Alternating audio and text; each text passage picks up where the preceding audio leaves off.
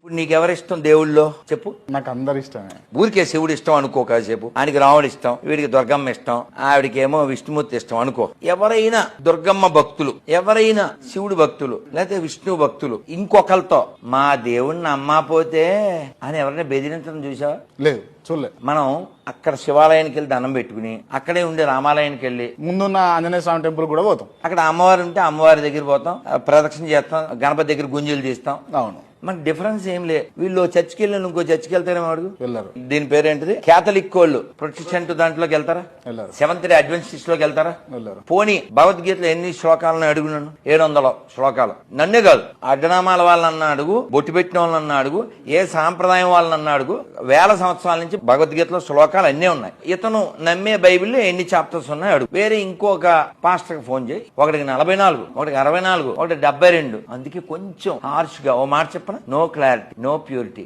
no surety, no reality, no humanity. How stupidity this gorrelu speaking about spirituality.